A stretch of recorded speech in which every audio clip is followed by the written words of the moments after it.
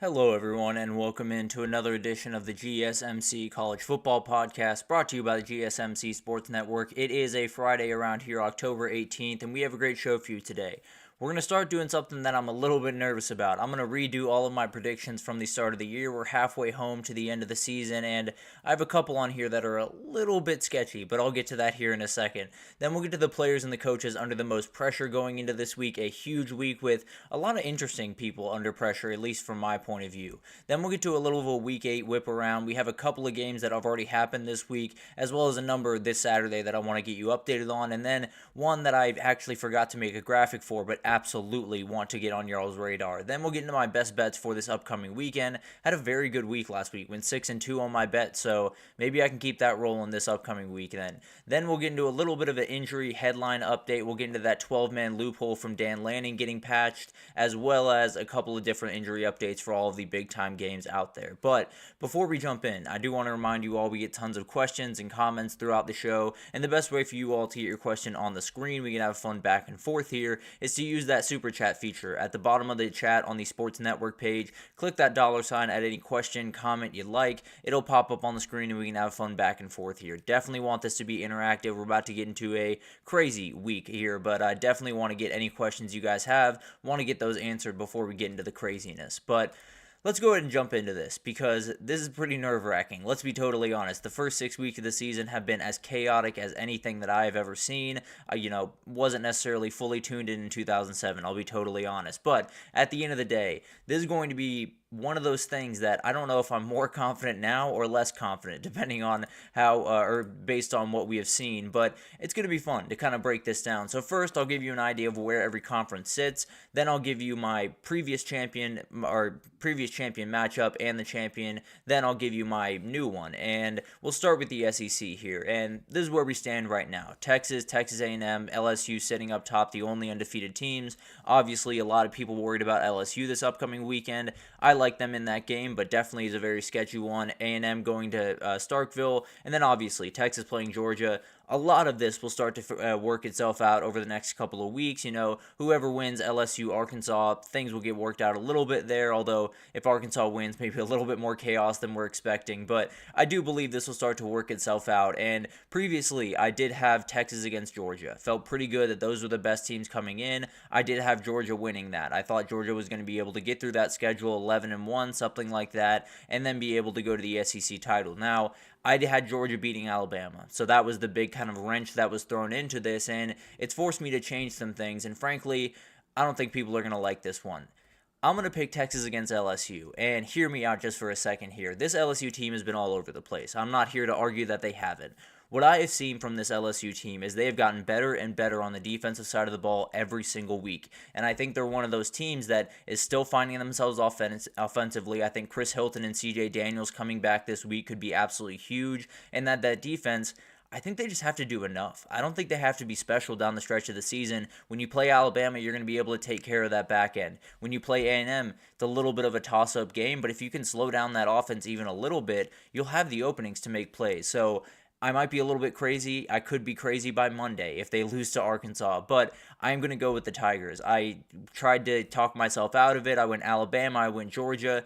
I'm sticking with LSU, but I do think Texas wins that conference. I think they're going to move forward into that probably 1 seed in the CFP, but I'm going to go out on a limb and say the LSU Tigers make a pretty incredible run toward the end of the season and find themselves in Atlanta at the end of it.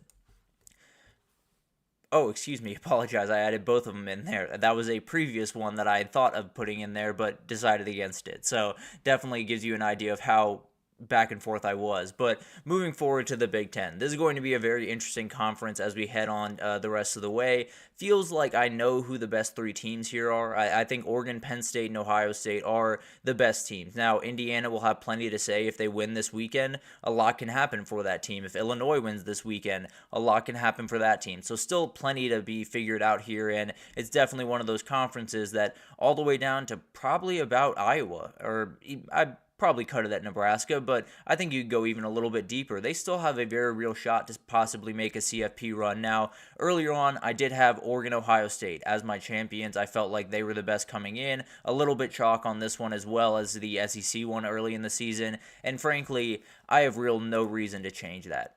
I'm sorry, these are a little bit out of whack here, and they definitely should not be, but I apologize for that. The Big Ten title, I believe, is going to be Oregon-Ohio State. I do think Ohio State is going to win. I have no reason to back off this. I understand that game did not go quite as pretty as Ohio State wanted it to. I don't think Will Howard's going to make the mistakes that he's been making in past couple of weeks, so I will pick Ohio State to get this win. Moving forward to the ACC, apologies for that little mix-up there, but moving forward to the ACC, I had Miami, Florida State to start the season, and obviously Florida State was one of the worst picks that I've had all year. It was it was totally wrong, and frankly, I don't even feel too bad about it because I think everyone was wrong about what Florida State was going to be this year. But moving forward, I think when I look at this conference, there are other teams. There's Pitt, there's SMU, there's Louisville, there's Syracuse, Virginia, all of these teams. Virginia Tech, a huge win yesterday. A huge win yesterday. So a lot of teams are still in this fight.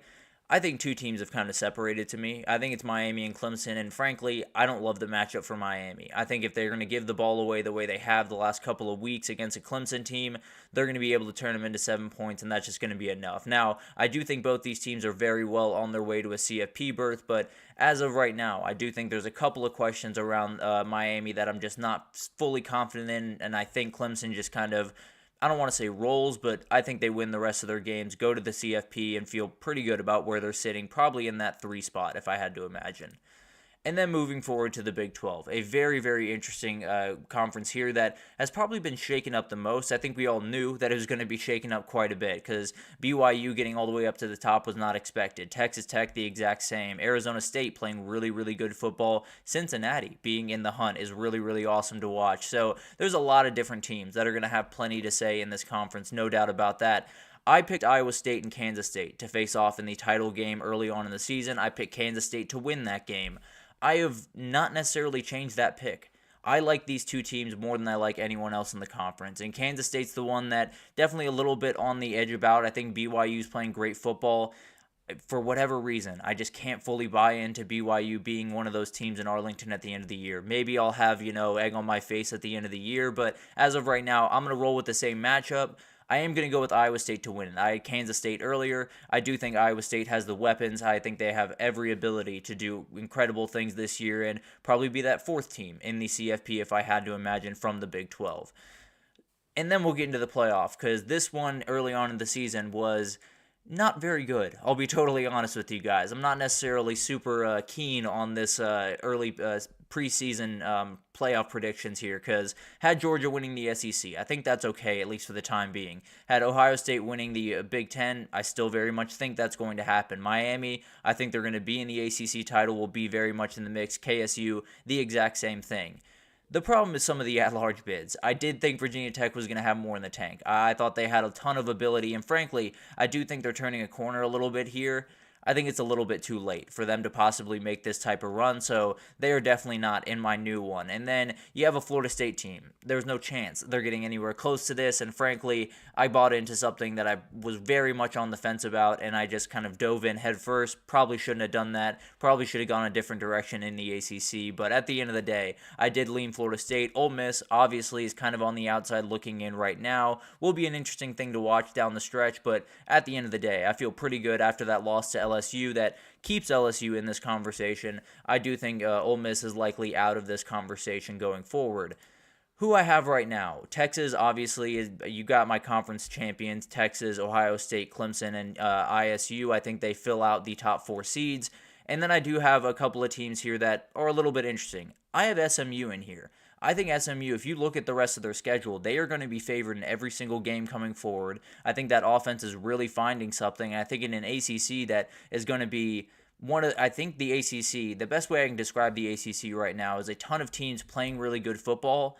I don't know if they're all that good of teams. And I think when they run into an SMU, when they run into a Miami or a Clemson, it's going to be exposed. And I think SMU is going to be able to find their way through this season with 11-1, 10-2, and then maybe sneak into the back end of this playoff. I know it sounds a little bit crazy right now, but I really like this SMU team, and I'm fully buying in. I still have LSU in this iteration. I have Georgia barely making the cut at 10. I have Alabama barely making the cut at 9. It's kind of a sketchy situation there, but definitely will be one that'll be interesting to watch. I think Miami still makes it in as the other team from the ACC, and then I think Boise State is probably your group of 5 representative in this one. I had Tulane before. I was very much betting on them to beat one of the Kansas State or Oklahoma games, because then I think they would be a shoo-in. I think they'd be the favorite right now, and frankly, I think if they run the table the way they have, they probably still should be in the conversation, but at the end of the day, I fully understand why they're not. It's crazy to kind of figure this out, because the reality is these first 6 weeks, they could have taught you a lot. They could have taught you a whole lot of nothing, because I'm a little bit confused, and frankly, Texas could lose this weekend, or LSU could lose this weekend, or Oregon could lose tonight, and I could look like an idiot on Friday. I felt like this was a good time to do it. You guys are more than welcome to come back on Monday and tell me how dumb I am, or be in the comments and tell me how dumb I am. I'm more than welcome to that. But I think it's going to be really interesting to see how this kind of develops. Maybe I'll redo it again in a couple of weeks just to figure out where everything stands. But as of right now, I do have a couple of ers and ahs in there. I think SMU is going to make a run. I love this LSU team. I think they're going to be able to put it together a little bit more than some people think they are. And overall, I think Texas is kind of separated from the pack just a little bit. This weekend will obviously prove a lot, and if they win this one, then I'll feel much more confident about where they are going forward. But my title matchup before, it was Ohio State against Texas. I had Ohio State taking home the trophy. I'm not going to change off that pick. I feel very good about Ohio State Texas. I do think they're going to meet in the title game. I think Texas wins this one. Now, I could have egg on my face when Texas gets rolled this weekend, but at the end of the day, I do think every ability for Texas to run the table. I think Quinn Ewers and Arch Manning on that team gives you an ability to say, if your quarterback goes down, the goals of your season doesn't really change all that much. So at the end of the day, I feel really good about where Texas is. I think they're one of those teams that everyone's trying to poke holes early on in the season. They haven't played anyone, all of that type of stuff, and I tend to agree with a lot of that sentiment. I don't think it's going to matter after this week. I'll be totally honest with you. I think everyone's going to be like, okay, this is the best team in the country, and I don't necessarily expect that to change throughout the season. So I'm going to keep my national title matchup of Texas-Ohio State. I'm going to change my champion from Ohio State to Texas for this year. And then we'll get to the Heisman. My first pick for the Heisman was Quinn Ewers. Going into the season, felt really good about what he could do, and frankly, I still think he's going to make the finalist list. I think he has a number of big-time games in front of them. I think he has every ability to turn a corner here, play really, really good football, and be one of those 4 players in New York. And I think it'll be Ashton Jeanty, I think Travis Hunter, Quinn Ewers, and Cam Ward. Those are the picks that I have for the people that are going to make it to New York. I have Ashton Jeanty winning, and frankly, maybe it's just speaking it into existence more than anything else, because I love this kid. He's doing incredible things. He's doing things that I have never seen. Although Travis Hunter would tell you we've seen something like this before, we have not. It is absolutely ridiculous what he's doing up there at Boise State, so it's one of those things that I'm going to lean toward Ashton Jeanty for as long as I possibly can in this Heisman race. I can promise you that. But this is a very, very tough thing to do, because the reality is you could make the argument the first 6 weeks confused us more than it helped us in this quest, but have a couple of crazy picks in there. I do have Ashton Jeanty winning the Heisman. I have Texas winning the national title as of right now. I do have LSU going to the SEC title, and you're more than welcome to call me crazy.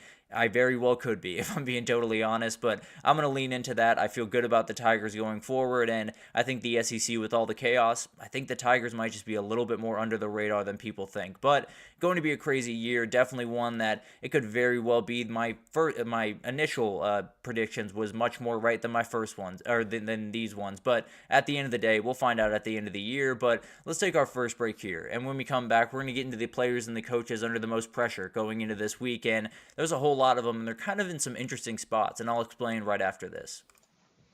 I feel like I'm losing my mind. Is everybody in the world blind? Please, Lord, give me a sign, a sign. I feel like I'm losing my mind. Is everybody in the world blind? Please, Lord, give me a sign, a sign.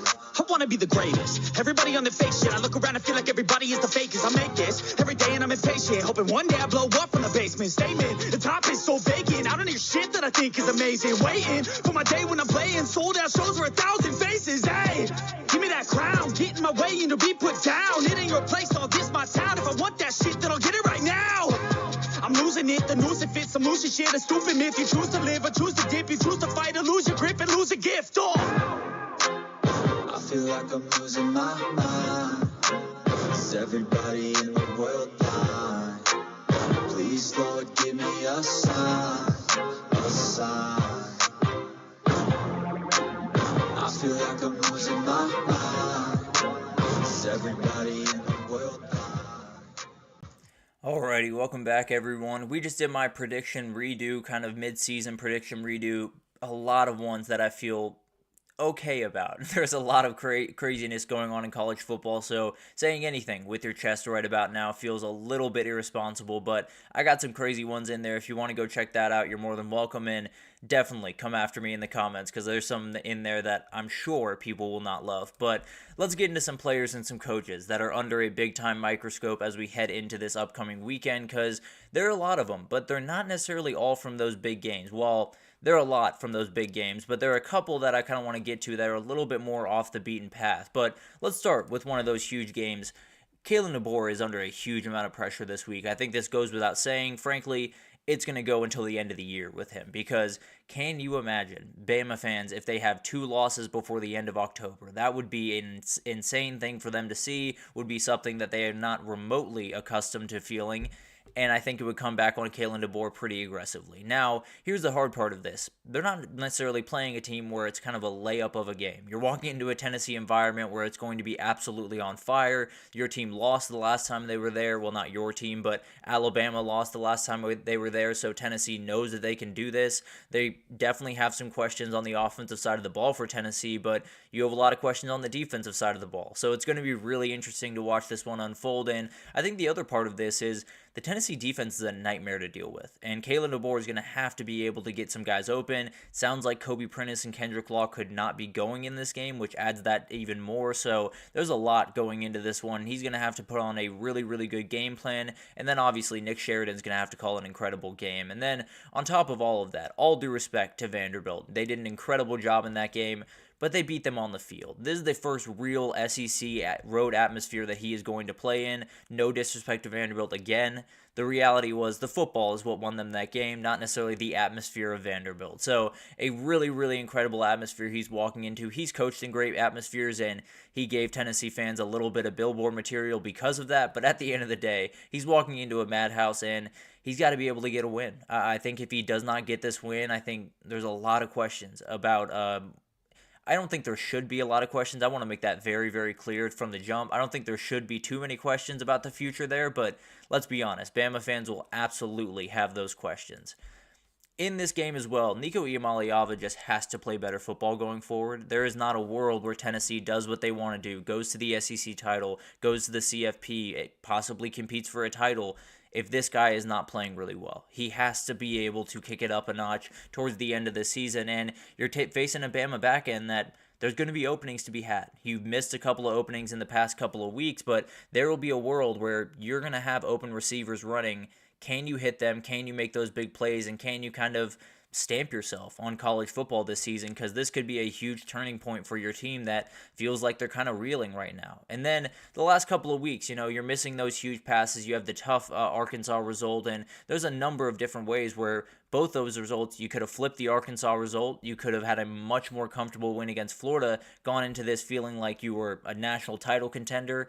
Just a couple of shots. It's just a couple of big plays that he is, that he has missed over the last couple of days. He very badly needs to hit those on Saturday. So I think he's a very, very talented, capable kid. There's no two ways about that. You see the way he throws the football. It's a lot of just, Whether it's lack of confidence, whether it's lack of execution, I don't know. But at the end of the day, he is missing the balls that he very much needs to hit, and he could rewrite the book on Saturday. He could totally subside all of those worries. If they beat Alabama, I promise you, there's not a Tennessee fan in the world that's saying anything bad about Nico Iamaleava at the end of the night.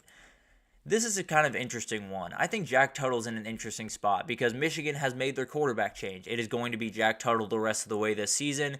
The question is, how much of a flip are Michigan fans expecting from this offense? Because I know they want a flip. They want to be able to pass the ball a little bit more often. I don't think they're expecting to be, a pass-first team by any stretch of the imagination. But I do think they're expecting a little bit more from that game. The question is, do they go back to just what they were doing with Davis Warren? Because I think Jack Tuttle can open up even a little bit more than Davis Warren did. Do they play just, we're going to run the ball and then just take our shots the same way they did with Alex Orji, but hopefully hit those shots a little bit more often? It'll be really interesting to see how they kind of approach this game with Jack Tuttle, but this is a talented kid. I feel very confident that he is someone that can elevate this offense at least a little bit. More than anything else, I think you get Colston Loveland involved, and frankly, that is the very best offensive player that Michigan has. You could argue Khalil Mullings or Donovan Edwards. I'd say Colston Loveland is an absolute game changer, and they very badly need him in the offense. So he's one of those guys that I think Michigan fans are going into this weekend expecting to win that game, expecting to look a lot better on offense, and expecting to walk out of it saying, maybe we're not going to have that elite season, go to the CFP, but we now have a quarterback that we can feel confident in and at least play competent football and maybe, just maybe, compete with Oregon and Ohio State down the road. I don't necessarily expect all of that to happen, but I do think Jack Tuttle has quite the spotlight on him just to subside some worries for some Michigan fans going forward. And then we got Shedeur Sanders. This is another little bit of a different situation, but Shedeur Sanders going out the rest of the season has pressure on him. Frankly, he wakes up with pressure on him just because he is Deion's son. He is the face of a program that not a lot of people like. That is no secret to him. That's no secret to really anyone out there. But the reality is, another piece of this is Travis Hunter, Jimmy Horn Jr., they are coming back into the fold this upcoming weekend. How close are they to 100% is a big-time question. And Travis Hunter, do they lean more towards taking him out of some offensive snaps so he can play some more defensive snaps? Because that's probably where they're going to need him in this game. So it's going to be interesting to watch this one. He's more than capable of stepping up to the plate because we've seen him step up to the plate. He's been asked to do a ton for a really, really long time, every single place he's been in college football. But the reality is, it's going to be a little bit more pressure on him. It's going to be a little bit more energy on him, and really more energy on this entire Colorado team. They know now that they're on thin ice if they want to be able to reach their goals of going to a Big 12 title and being a big-time contender in this league.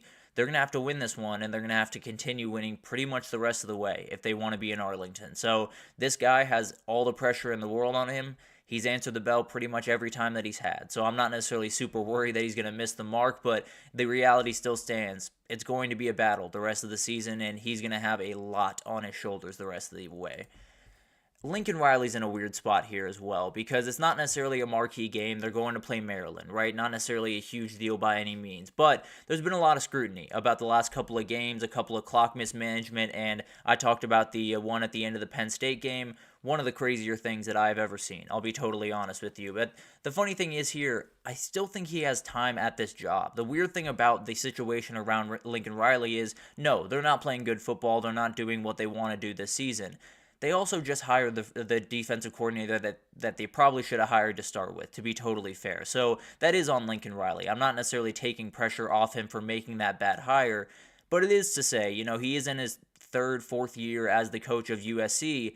He's probably in his first year of this kind of rebuild of USC, which is a hard pill to swallow for a lot of different reasons. But the reality is, none of that changes the fact that he very much has to deliver. If they lose to Maryland this upcoming weekend, lose 3 straight, the future of Lincoln Riley at USC, at the very least, is going to get a little bit hairy. I don't think it's going to get, I don't think there's people calling for his head, although there will be people. Those people are probably the minority. I do think there is ability to say, if they lose this one, if they go through the rest of the schedule just looking like the weaker, less physical team, there will be people asking the question of, can Lincoln Riley ever get to that point of having that physical team? And I think he'll probably get 2025. I'm not necessarily worried about him getting fired.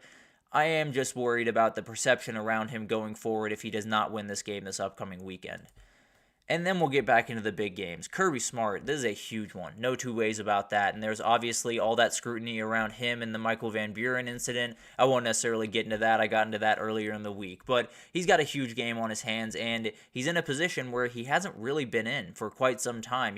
Losing a game in the regular season hadn't happened since 2020, I believe, when they played South Carolina. So quite some time ago. But the reality is, now he's got to win this one. They know that they're on kind of thin ice a little bit. I think they can lose and still make the CFP, but the reality is with Tennessee and Ole Miss still on that schedule, you got to be careful. You got to be able to execute in this one and possibly get this win. And the other part of this is, look at the offense on the other side. It's an absolute nightmare to keep up with all of the speed, all of the weapons. Quinn Ewers handling that offense really, really well. Obviously, not so well last week, but I tend to believe he's going to be totally back to normal and be the Quinn Ewers that we've become accustomed to. So how do you handle that? It's him against Steve Sarkisian in a lot of ways, and we'll see what happens. One of the best matchups that we'll see all year when it comes to coaching or in play calling. So it's going to be incredible to watch this one. I think the biggest one for me in this game is this Georgia team has never lacked a chip on their shoulder, at least in the past, and feels like this one does just a little bit to me. They could totally prove me wrong on Saturday, though. If they go down there, they get a big-time win in Austin, this team has every bit of the chip on their shoulder as other teams have had in the past, and Kirby Smart is doing exactly what he usually does, which is set his team up to possibly make a little bit of a title run. And then we'll go to his quarterback. Carson Beck has been playing really good football over the last couple of weeks, and obviously everyone goes back to the first half of that Alabama game where it did not look crisp, or that Kentucky game where he was very much out of rhythm. This kid can sling the pill. He is absolutely incredible to watch throwing the football, and frankly, he's in one of these moments where a lot can happen on Saturday. And not only can his team get back into the CFP race, get back into the title race, get back into the SEC race, he could possibly find his way into the Heisman race. I know that sounds crazy, but we saw it with Dylan Gabriel last week, a guy that was playing good, not great football, has one big-time game and shoots up to the top. I think that could be the same thing for Carson Beck, and probably the added piece to this is, I don't know how many NFL scouts will be in the crowd. I wouldn't be surprised if it was in the triple digits. This is going to be a dream for NFL scouts. When you see Kelvin Banks and Carson Beck and Quinn Ewers and Isaiah Bond and Anthony Hill and a million other guys on that field, it's going to be incredible to watch this. So this could be the moment where he locks up that number 1 overall pick. I still think this is a guy that, when you get him to the NFL level, is going to be probably the most prolific of the group at the college level right now. If he does really, really good things on Saturday, I think there's going to be a lot of NFL scouts calling their GM saying, this is number 1, do not even think about it. And then this guy could do the exact same thing. Quinn Ewers is in a very interesting spot because the reality is he did not play very well against Oklahoma. He would be the very first to tell you that, left a lot on the table, and frankly, I think some of that was rust. I think some of that was Oklahoma does a very, very good job of disguising pressures, of disguising coverages, and it got him a little bit early on in that game. He totally settled in, played really good football towards the end, and I think he's going to be more than fine in this game. When you talk about Quinn Ewers and big-time games, he steps up to the plate. There's no two ways about that. Has beaten Alabama on the road. Has beaten Michigan on the road. Is 2-1 in those games against OU. Has obviously gone to the CFP and won a Big 12 title. So those big-time games, you tend to get the best of Quinn Ewers in. I don't necessarily expect anything different. I think this is one that he has circled for quite some time, one of the best defensive teams that he's faced on this entire year, and I think they're right around where Michigan and OU is. Kind of hard to rank those defenses. They're all, I think, very good. I think Georgia's big problem is in the back end. We'll see if Texas can take advantage of that. But there's a lot on the table for both these quarterbacks. Both these quarterbacks, frankly, could be walking out of this thing feeling pretty good about them being the number 1 overall pick, or the other one be walking out feeling like, where am I going to go in the NFL draft? So a lot on the table this upcoming weekend, but beyond the NFL draft, obviously this is for the SEC, this is for the CFP berth, this is for maybe the best team in the country. Cannot wait for that game. It's going to be so much fun, and those two quarterbacks are going to be at the very center of that thing. But let's take our second break here, and when we come back, we got a couple of games to get on your radar. We got a couple that have already happened throughout this week, including one team getting a win in a first win in a very long time. But I'll get to that right after this, so stick with us. Looking for your daily fix of sports talk without having to pay for it? GSMC Sports Network is available on YouTube. Just search GSMC Sports Network. Get your fix of daily sports talk shows on YouTube, absolutely free. NFL, college football, NBA, MLB, MMA, UFC, fantasy football, and so much more.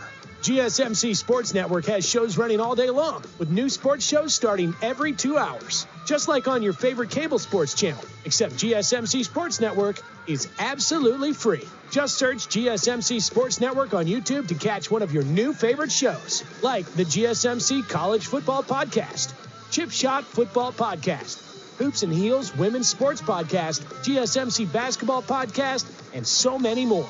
Check it out for yourself. GSMC Sports Network, now available on YouTube absolutely free.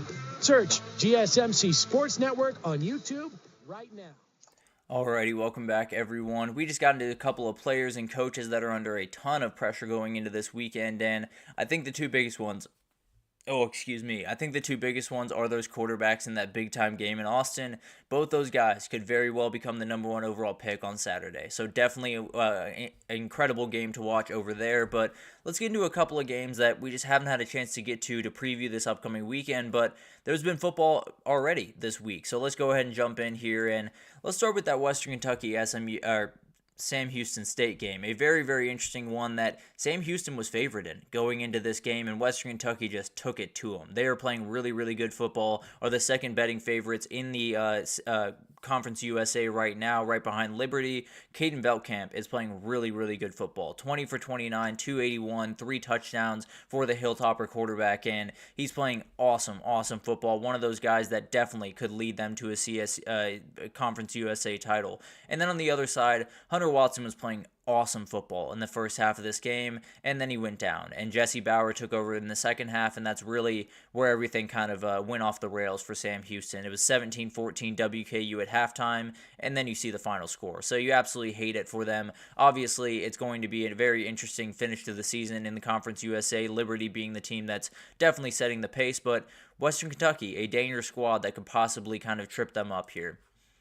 And then I wanted to touch on this one very quickly because this is the first UTEP win in 357 days. So just wanted to give a very quick shout out to Scotty Walden and all of the guys down there because that is crazy. And they really, really enjoyed it. Very, very cool scene. And the star of the day was the UTEP running back, Javon Jackson. Played really, really good football. 148 yards, 5.7 yards per carry, and a score on the ground. Very talented kid, and he's one of those guys that, unfortunately, probably is getting some eyes from some bigger programs right about now. And then in this game as well, FIU played 3 different quarterbacks through 28 passes and 4 interceptions.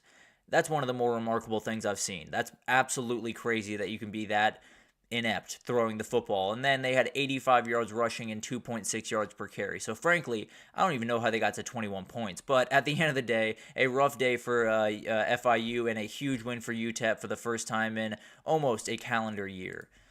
And then we had this one last night, and it got a little bit weird there for a second, didn't it? There was a third quarter that Virginia Tech very, very much wants to forget because you're up 28-0 going into halftime. Everything's rolling right along. Byshell Tutin's doing incredible things. And then you come out in the third quarter, turn the ball over twice. Boston College outscores you 21-0, and you're thinking this one could get sketchy quickly. And then Virginia Tech's able to pull away towards the end of this game. Virginia Tech, Byshell Tutin's remarkable. If you have not watched this kid play football yet, tune in because he is so much fun to watch. 18 carries, 266 yards, 3 touchdowns, and also just added a receiving touchdown just for the fun of it. The dude is absolutely remarkable, and as of right now, he is an all-ACC player at running back, doing incredible, incredible things, and from a lot of different games this season has been the entirety of the offense for Virginia Tech. So a huge win for Virginia Tech there. Definitely love to see them, and they're an interesting team going forward. But talk about this game. Gross. That's the best word I got for this one. I'll be totally honest with you guys because this one's going to be really, really weird tonight. And one of the things to talk about going into this game, which is kind of funny, is there's a tradition around Florida State, which is if you're an underdog on the road and you win that game, you take a little bit of sod from the opposing field and you take it back to Florida State and put it in a little garden over there. Florida State fans do not want them to do that in this game. They do not want them to do it against Duke because they don't feel Duke is worth that tradition, and I tend to agree with them. I don't necessarily think that's all that great of an idea. Now, to be totally fair, it's a tradition. I don't necessarily care about what the other team is, but I get where the fans are coming from on that one. If they don't bring Saad back, I wouldn't be too upset, but is it a Saad game or not will be a very interesting storyline going into this one. And then Duke's just trying to get back on track after that tough loss to Georgia Tech a couple of weeks ago. And then Florida State, I think with Brock Glenn, has found just a little bit of something. It's not going to be pretty. It's not going to be lighting the scoreboard on fire. I think he's giving them a little bit more. I do like Florida State in this game, as crazy as that sounds. It always sounds crazy to pick Florida State in a game at this point, but I am going to pick Florida State to get the win and, at the very least, get to 2 wins on this season. And then you got Kentucky-Florida. This is a very funny game for so many reasons because Kentucky trying to get that bounce back after the Vanderbilt loss, Florida doing the exact same thing after the Tennessee loss. And the interesting thing with this one is DJ Lagway will be the starting quarterback because Graham Mertz is out. Hate to see it for Graham Mertz, a very talented player that, frankly, if he was in that Tennessee game the whole time, I think Florida might have won, but that's beside the point at this point, obviously. For Kentucky, I think it's fair to say they missed their shot this year. The same way last year, you bring in a transfer quarterback and things just don't fully click the way you want it to. And you hate to see it, but at the end of the day, they are going to be a problem for a number of people throughout the rest of their schedule. I know they have Texas still on the schedule. I know they have a number of other big games. They're going to be a problem, and they're going to be a team that I would not be surprised at all if they won one of those big games down the road. But this is going to be an interesting one, and I think the biggest thing I'm watching here is how does DJ Lagway handle this Kentucky defense? Because very well called by Brad White, an elite defensive line up front, and he's going to be under fire quite a bit. This is going to be a great moniker for just how good he's going to be going forward for Florida, or hypothetically for another program. But we can get there when we get there. Definitely a lot to happen around Florida over the next couple of months. And then we got Iowa-Michigan State, a game that, frankly, the over-under is at 39.5. Iowa scored 40 points last week, so you might just want to take the over just basis off Iowa scoring 40, because this offense seems to be kind of humming right now, which sounds just insane to say. But at the end of the day, it's going to be really interesting to watch this game unfold. Aiden Childs is someone I want to watch in this game because this is a very, very good defense. Phil Parker is incredible at making life just genuinely impossible for quarterbacks. If Aiden Childs can play at least an okay game, I feel like you feel pretty confident going forward as a Michigan State fan. And then I think Caleb Johnson just continues to roll in this one. So talented, probably the second best running back in the country right now. And I think Aiden Childs gives them just a couple more possessions. So give me Iowa in this game. But Anthony, you know how Billy Napier is on the hot seat in Florida this year. If they continue to lose badly, that is an interesting question. Is Mike Norvell on the hot seat if this continues to roll downhill the way that it has? I tend to say no. I do think there is an ability for, at the end of the season, for those conversations to start happening, to say, what happens if we go 8-4 next year? What is the moniker going into 2025? But I think they're going to give him a shot to right the ship. I think he's earned a shot to right the ship with the season that he had last year. Now, to be totally fair, I've talked about this on here a little bit before. Righting the ship is not going to be all that easy because it's not necessarily about the way that they go about business on the football field or anything like that. The coaching staff, their roster building is wrong as far as I'm concerned. I think they need to lean away from the portal and towards a high school recruiting. Problem is their high school recruiting class is kind of crumbling right now. So if they don't figure that out in a hurry, they're going to have to go back into the portal and then just hope that those guys hit. So they're in a very murky situation. I think Billy Napier will get at the very least a year to prove that he is still the guy around there. But at the end of the day, you keep losing. You lose to a number of teams coming forward. You lose to Kentucky this weekend. You get dominated by Texas. You get dominated by Georgia. I'm talking about Billy Napier. If Mike Norvell, if you go down the stretch and he doesn't necessarily play all that great of football, they lose some games that they're not supposed to, there will be rumblings. I can absolutely promise you that, and he will be walking into 2025 on absolute thin ice. But I think Norvell's going to get one more year. At the very least, I think he's going to get one more year, but I don't think it's going to be an easy thing to fix in 1 year. Absolutely. I think the over-reliance I think that's really across the country. If there's any program that is overly reliant on the transfer portal, they can find a year here and there. No two ways about that. There's an ability to pop any given year like Florida State showed us last year, but it's very easy to miss. And you have to be able to recruit high school, and it's going to be an interesting fight. There's no two ways about that. I do think Mike Norvell gets one more year, but I don't necessarily think he gets much more than that if they can't put on a good product, and it's probably going to have to be transfers out there. So we'll get into that throughout the rest of the season. It's one of those that he's going to have to change his ways pretty quickly and get this thing right, because if he doesn't, I can almost promise you that anything below 8-4 next year is him getting kicked out the door. I feel very confident in that. I think he's earned at least one more year, but Florida State fans are a little bit active, so maybe they'll run him out the building. But that definitely will be an interesting thing to watch, and one of those things that I just can't quite get a beat on as of right now. But another game to watch in the late night slate. Wanted to make sure you guys had some for the insomniacs out there. But UNLV Oregon State, going to be an incredible game. UNLV trying to get back into the fight here. Losing that game to Syracuse. I totally blanked there. Losing that game to Syracuse was obviously a huge blow to their schedule, but the reality is, you run the table. I still feel very good that this could be the CFP team in the play, or the G5 team in the playoff. Granted, if Army and Navy run the table, that's a totally different conversation. But UNLV is still very much in the hunt. I think UNLV's defense is very, very solid. I think they're one of those teams that you focus on the offense so much that the defense goes a little bit unnoticed. Didn't play all that great against Syracuse, but didn't necessarily expect that against Syracuse, to be totally fair. So Oregon State was just bad against Nevada. Giovanni McCoy threw 4 picks. They gave up 353 yards rushing. I think UNLV kind of takes care of business in this one and just absolutely rolls. And then TCU, Utah. I will answer this question in 2 seconds, Anthony, but this is kind of a weird one for TCU and Utah. You have Isaac Wilson on one side starting his game for Utah, taking over for the injured Cam Rising. TCU just kind of reeling right now, trying to find their way to at least a good season at the end of the day. I think I'd lean TCU here. It's a very, very weird game. It's one of those that I don't necessarily love one way or the other, but at the end of the day, actually, you know what? Change my pick. I lean Utah here because TCU allows over 200 yards rushing. I think Micah Bernard could just win this game for him outright. But let me get to these questions from Anthony here for a second. I'm a Hurricanes fan, so I'm wondering if we continue to win close games in the conference committee.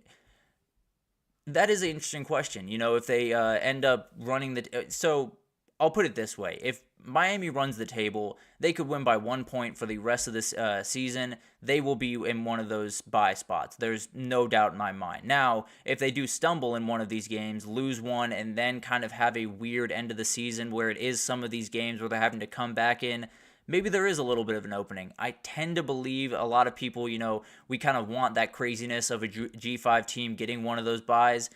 I think it's going to be really hard for that to happen, but, there is some openings to possibly be happening, and Miami would be one of those. So definitely something to watch there. No two ways about that. So I think it's going to be interesting. It's a fight between those two things. And then Peter seems how they're setting it up as if there's one loss SEC team or a Big Ten team, they would put them in over the top 4. Oh, I see what you're saying. Yeah, I do think it's one of those battles between, I guess the best way to put it is, if you have those Power 5 programs, if none of them have totally bought, frankly, I think if the conference champions are anything better than a 3-loss team, they're probably getting those byes. As much as, you could argue Boise State or UNLV or one of those teams should possibly get one of them, I don't necessarily think that's a reality. I think it maybe should be. I think that's a conversation that we can absolutely have. But I think when you get into that room with those CFP, the commissioner in that group, I think it's going to be really hard to sell those Power 4 conferences not getting those byes. So I wouldn't necessarily worry about that too much. If Miami wins the conference, I feel very confident that they're going to be the team. The big question is, what happens at the back end? Is a 3-loss SEC team better than a 2-loss ACC or a 1-loss Big 12? That'll be a very interesting question. But overall, everyone talks about the G5 teams possibly getting one of those byes.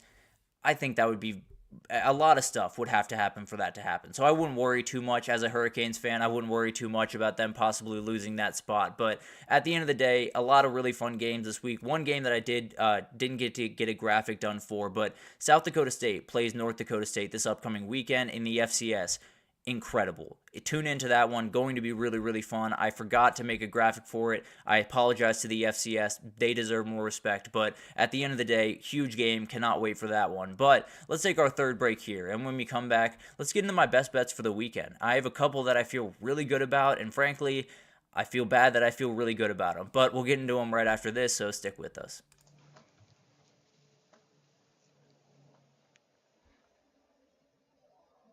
For the best and latest podcasts available anywhere, go to the podcast app on your cell phone and type in GSMC to access free content-rich podcasts on health and wellness, book reviews, sports, entertainment, relationships, social media, movies, technology, finance, and even weird news. Subscribe and download the GSMC Podcast Network's family of shows, available everywhere podcasts are found.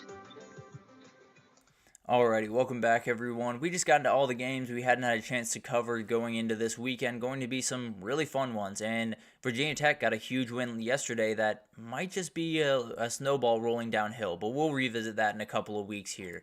Let's get into my best bets for the weekend, because had a really good week last week. Went 6-2, felt really good about a lot of those bets. So 25, 19-2 on the season. I don't know what the units are, so I apologize for that. Not necessarily doing all the math there, because not necessarily a huge betting man myself, but love to give these out. Love to give you guys an idea of where I'm looking as we head into this week. And let's start this off. I can't understand this line for the life of me. I understand Oklahoma State's one of those teams that hasn't played great football, but definitely is someone that is going to be...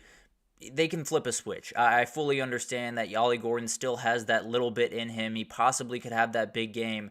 They're running into a BYU defense that's just an absolute problem. They're 36 in the country against the run. They're very good at creating turnovers, and when you put the ball in Alan Bowman's hands a ton, he's going to give you turnovers. That's just the reality of the situation. So it's going to be really interesting to watch that. Actually, let me get this from Anthony here. Should he go off on point spread or plus minus? Oh, that is an interesting. I tend to go with point spread just because it's a little bit more digestible for myself. You know, not being as fully into the betting world as a lot of other people.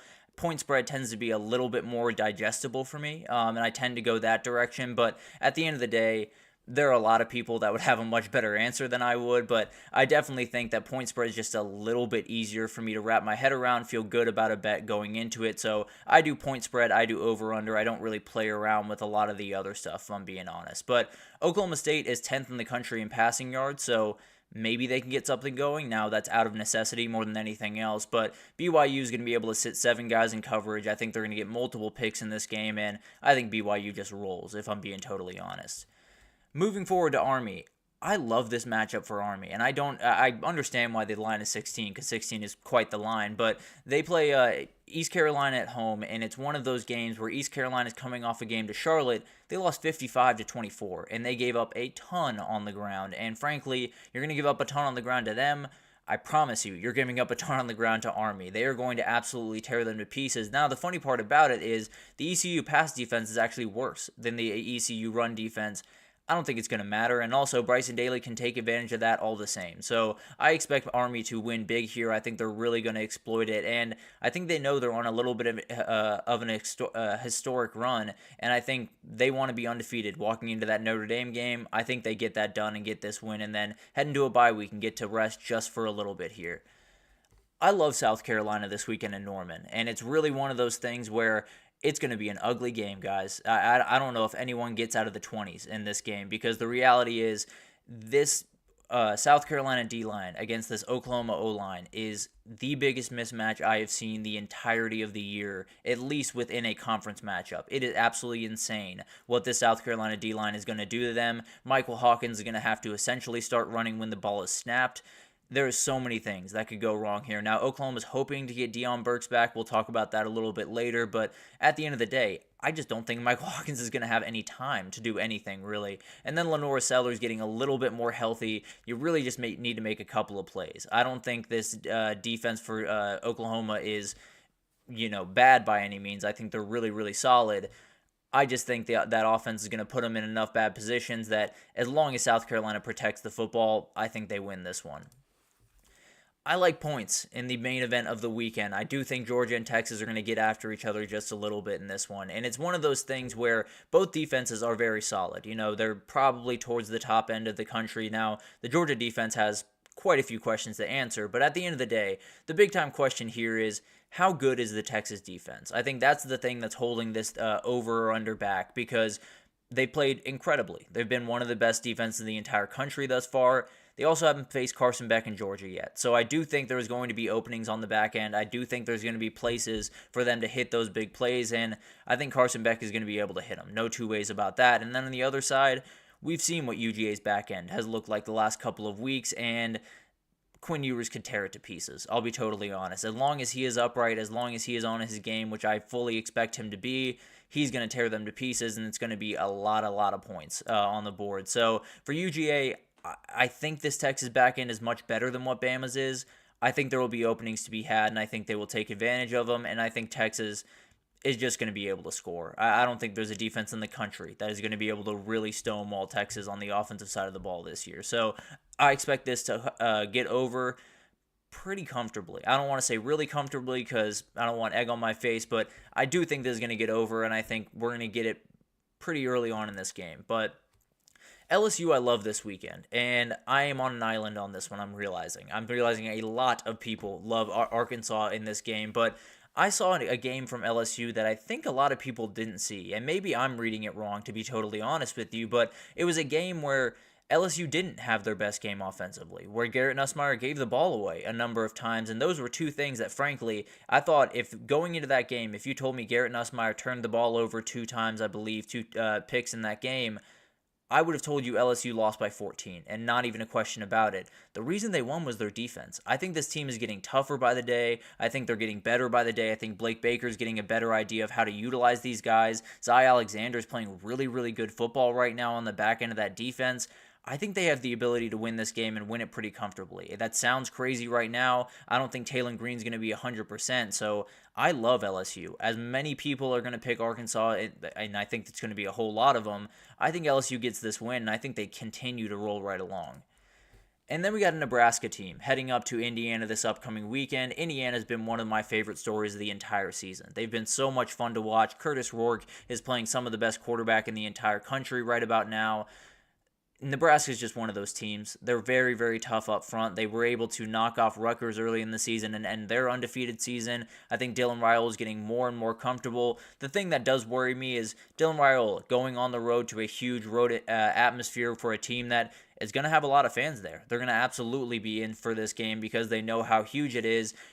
And Indiana's been great on the defensive side of the ball. So the reality is there's going to be minimal openings in this game. No two ways about that. I think it's going to be a little bit of a grinded out game on both sides of the ball. I just think Nebraska has the physicality up front to win this one. I think that defensive line is going to be an absolute problem to deal with, and I think when you look at this game, it's going to be low scoring, it's going to be a battle, and even if Indiana gets the win, I can't imagine it's more than by about 3-6 points. So I am going to go Nebraska plus 6.5 here. I think Nebraska wins outright, but I'll take the points just to feel a little bit safer about this one.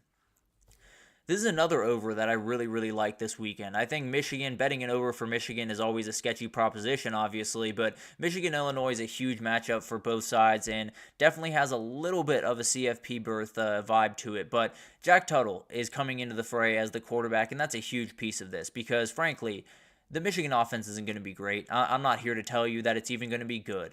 What I am here to say is they're going to be able to get people involved just that little bit more. I think Colston Lovin will actually catch a pass for the first time in quite some time. I think he will actually be involved in this offense for the first time in a while, and I do think they're going to be able to put up some points in this game. Illinois is not all that great against the run. I think Michigan's able to exploit that, and then Luke Altmaier and these wide receivers against this Michigan back end, you avoid number 2 and Will Johnson, you're doing pretty well against that back end. We saw it with Will Rogers, and I think he could have that type of day on Saturday. So I think we're going to see some points in this one. I don't think it's going to be 45-42 or anything crazy like that, but I do think it gets over that 44.5, and we're looking at a Michigan team that doesn't have a good offense, but has a watchable offense at the end of the day on Saturday. And then Wisconsin. I love them minus 7.5, and that's a very sketchy number. I fully understand that, but I think they found something over the last couple of weeks, and I think Phil Longo is really starting to get his fingerprints all over this offense. You have a game this upcoming weekend against a team in Northwestern that is feisty at the very least, but you have a Wisconsin team that can hit really big plays down the field, and then I think Tawee Walker is just going to roll. He's been absolutely incredible, had a huge week last weekend. I think he's one of those guys that is going to get rolling downhill the rest of the season and really walk into 2025 as one of the best running backs in the entirety of the Big Ten. I absolutely love this player, and I think he's going to be a problem to deal with going forward. So I like what Wisconsin's got going right now. I think Luke Fickell has kind of righted the ship over there, and maybe it's a little bit more on schedule than it looked like early on in the season, that's for sure. So I like Wisconsin there. I do like points in that big-time Texas-Georgia game, going to be a really fun one up there. And then that BYU-Oklahoma State line, I don't get it. I think BYU wins by about 2-3 scores, if I'm being totally honest. And maybe I'm entirely wrong there, but I don't know. I don't like Oklahoma State at all right now, I'll be totally honest. But let's take our final break here, and when we come back, we just got to get to all the headlines of the past weekend, as well as a number of injury updates from around the country as we get into these big games this upcoming weekend. So stick with us, and we'll be right back with that.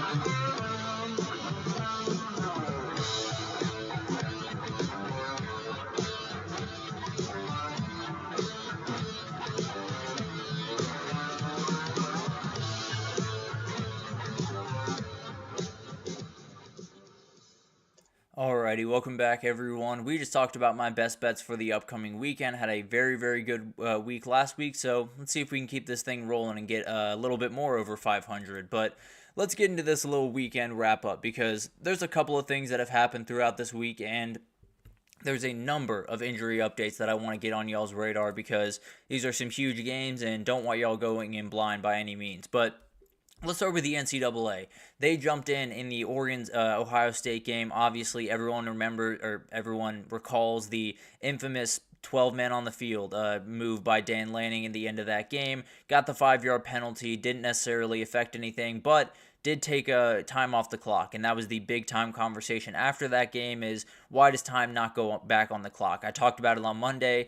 I don't understand the rule at all. Well, it's no longer a rule. The NCAA has changed that. It is going to go back to the game clock that it was before the snap, and I'm in favor of this rule. I want to make that very, very clear from the jump. I think it's crazy that it doesn't reset, and I do think that's a good rule going forward.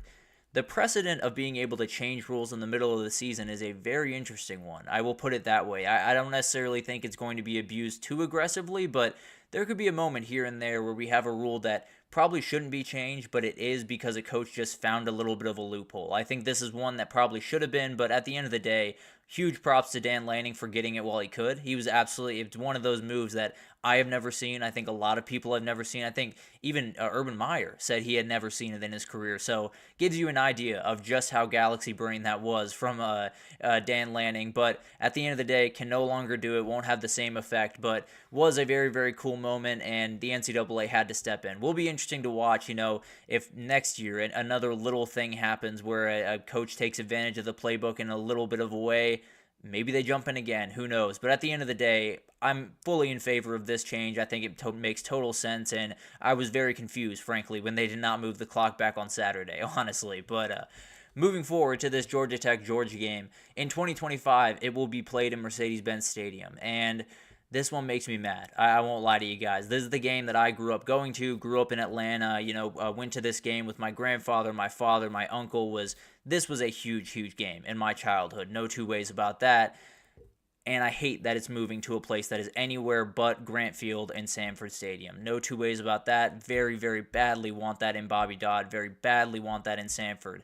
I also understand it from Georgia Tech's point of view. You're getting into a point in college football where there's going to be a lot of bills due very, very soon. And there's a lot of things where you're going to have to make sacrifices, putting the patches on the jersey, doing the things on the field, making decisions like this. It sounds like making this move is going to take this game from about a $2 million revenue maker to about a $10 million revenue maker. And when you have, $20 million, $22 million to hand out to the students in a couple of weeks, in a couple of years, you're going to have to deal with that. So I tend to believe this is going to happen kind of around the country. I wouldn't necessarily be all that surprised if one of the South Carolina Clemson games was moved to Charlotte, or one of the South Carolina places, but I don't think it's all that crazy that we see a couple other of these games go to neutral sites, probably just for a year, if I had to imagine. I don't think this is going to be a long-term thing. I think people are just worried about that onset of having to pay $22 million, having to pay all of the different things that are coming up, that they're just looking for revenue. And Jay Batt, the athletic director for Georgia Tech, is a very, very good fundraiser. That is what he did incredibly well at Alabama, and he's doing it really, really well at Georgia Tech. So it's not a decision I love in terms of, the tradition of college football. It is a decision I fully understand. And it's one of those that I can't necessarily be overly mad at, but I just hope it doesn't continue. I hope they aren't playing this game in Atlanta, and every time they're playing it Benz, because then I'll have a big problem in a hurry. But as of right now, I understand the decision. It's upsetting, but if it's only 1 year, that's okay at the end of the day. I also wanted to talk about Jared Curtis. He has decommitted from UGA, a incredibly talented quarterback, the number 4 recruit in the ESPN 300, the top quarterback in the 2026 class. This kid went for 2,500 yards, 25 touchdowns, 9 interceptions in his sophomore season. This kid's incredible. There's no two ways about that. He is one of those guys that you watch his tape and it's hard to believe that there are many quarterbacks on planet Earth that are better than this kid. He can do pretty much anything you want with the football, and he's got a couple of teams that he's looking at going forward. Alabama, Ohio State, Clemson, Oregon, USC, and South Carolina have become the teams that have kind of stood out over the last little bit, and definitely will be interesting to watch. The ones that I'm watching very closely are those 2 South Carolina schools. I think Clemson and South Carolina are going to have plenty to say in this recruitment. And frankly, if South Carolina can pull this off, then Shane Beamer might have something cooking up there. So definitely will be something to watch. It is Cocktober, so we might just have a big-time commitment on that front. But we'll see what happens with this one. Whoever gets him, congratulations. You have your quarterback for the next 3 years, and he's going to be an absolute monster. Really, really good player, and whenever you get to watch his tape, definitely take that opportunity because it is fun to watch. No two ways about that. But let's roll through some injury updates really quickly here because UGA Texas, let's start with this one. Smile Mondin will not go in this game. That is official,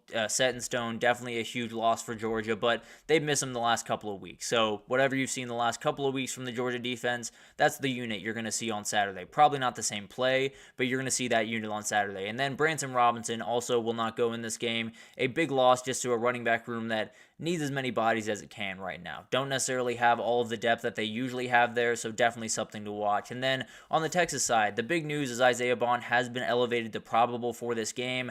He will be out there on the field. I feel pretty confident in that. How long he stays out there will be interesting. Does that kind of bother him once he starts going full speed, or is he ready to roll? No issues on that front at all, and he just continues on his merry way. But definitely will be fun to watch in that game, and one of those things that if Isaiah Bond goes down, that's a big change to that Texas offense in a hurry. And then moving forward to Alabama, Tennessee. For the Alabama side, Kendrick Law, Kobe Prentice, looks like they're going to they could be out on Saturday. A very, very dangerous thing because they don't necessarily have a ton of weapons at their supply. They do have Jeremy Bernard. They do have Ryan Williams. I think Emmanuel Henderson becomes a hugely important player in this game for Alabama. So whether Kendrick Law and Kobe Prentice are out there, I don't know. I tend to lean that they're not going to be out there, but it's going to be really interesting to watch how Alabama adapts to this because they're not necessarily, loaded at wide receiver. I don't know why I lost my words there. They're not necessarily loaded at wide receiver the same way they have been in the past. So got to be careful there, and those 2 losses could be a huge thing in this game. And then the huge news around Tennessee, Keenan Peely is not going to play in this game. He will be out for the season. Absolutely hate it for him, the leading tackler on Tennessee. He is also the green dot communicator. So whoever that is on Saturday, I tend to believe it's going to be Arian Carter, but definitely will be on the lookout for that. Whoever it is, you got a lot on your shoulders, and it's going to be very, very interesting to see how that develops throughout this game, and maybe it's the difference in it because they need that guy in the center of the defense, so whoever's stepping in has to be huge on Saturday.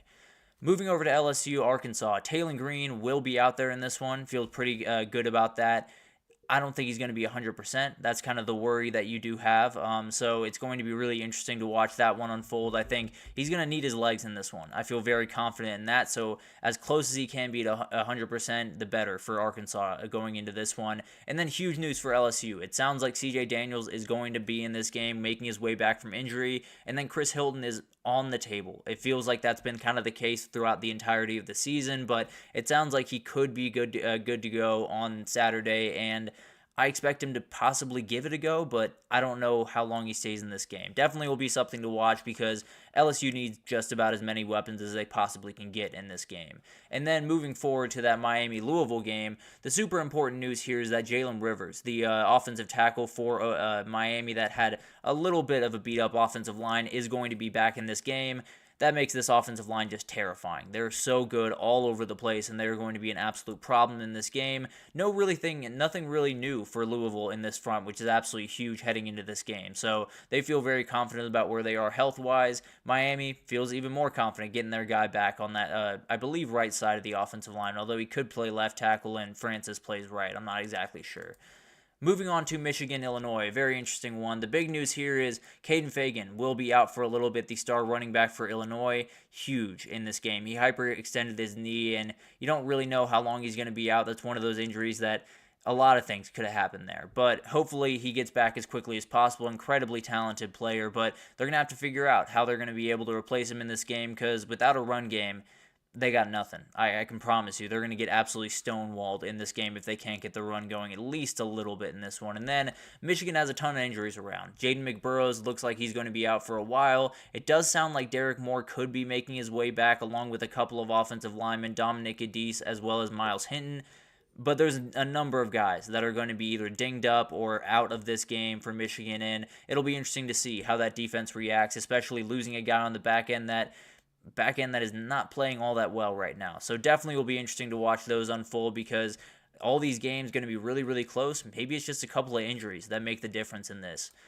And then we'll talk about Deion Burks. He is trying to, quote-unquote, defy the odds and be on the field. So I don't think he's going to be on the field. I'll be totally honest with you. It's one of those that you'd love to see him. He's an incredibly talented player, and I hate that he has not been able to be the effect that I fully expected him to be for Oklahoma this year. But if he's out there on the field, it gives you another thing to worry about if you're South Carolina, and the dude can fly. So an end around could go for 70 yards and totally change this game. So they badly want him on the football field, but definitely still up in the air. I'd lean towards probably not playing in this game, but who knows? Definitely would be a huge addition if he was playing. Jordan Burch's status is still very much up in the air for tonight. I don't expect him to go just because it's Purdue, if I'm being totally honest with you. I don't think he needs to go in this game. They have Illinois next week. I fully expect him to probably sit out this one. Not necessarily because I think he's super injured. I think it's a little bit more precautionary than anything else. But we'll see. Maybe he wants to get back out there, play a game, and I don't think it necessarily would be a problem one way or the other. I just expect them to say, it is Purdue, it is a short week, let's give them a little bit more time, and then he'll be ready to go next week. That's just my gut feeling on that one at least. Over in Colorado, as we have seen, those two guys, Travis Hunter and Jimmy Horn Jr., will be back for this game. Huge for this passing offense. The one thing I'm watching is how many snaps Travis Hunter plays on each side of the ball. I think they need him a little bit more on defense, so I would expect them, if they are going to dial back his snaps a little bit, although they probably have to fight him tooth and nail to do that. If they are going to do that, I think they would do it on the offensive side of the ball, so definitely something to watch there. And then Luther Burden, he got dinged up a little bit in that UMass game. He will be back for that Auburn game. Huge for them because if they didn't have him, that offense would be very weird going into that game. So definitely a thing that they very badly needed. And then finally, we'll finish it off with the best football players on the field at any given time, the kickers. Notre Dame is going to be without Mitch Jeter in their game against Georgia Tech, their starting kicker. One of those things that could be very, very huge down the stretch of that game. If Georgia Tech can keep this one close and you have Notre Dame coming down the field with about a minute left, they might have to get a little bit closer than they normally have to get that game winner. So definitely something to watch there. One of those things that maybe it doesn't jump off the page, but could be the difference between Notre Dame winning and losing that game at the end of the day. But an incredible weekend ahead. I cannot wait for this one. We have two matchups that are as good as you could possibly get in college football, and then you just have a smattering of incredible matchups all over the place. You have a ton of big-time ones that will really affect the CFP. I think we're going to get some answers this weekend, but frankly, if a couple of these go the opposite direction, we could have more questions. So we'll be back here to break it all down on Monday. No two ways about that. But that'll do it for this edition of the GSMC College Football Podcast, brought to you by the GSMC Sports Network. Your support means a lot to us, so please remember to subscribe to the show, leave a positive review. It does make a huge difference for us. Also, follow us on Facebook, Twitter, TikTok, Instagram, all the social pages for all the content and updates you could possibly need. We have really great people doing awesome work across every single sport you could want. We got MLB playoffs going on right now. We have you covered. NFL is getting really underway. We fully have you covered there as well. Don't worry about that any bit. So anything you need in the world of sports, come on over to GSMC and we have you totally covered. But thank you once again for listening, and I will see you guys on Monday.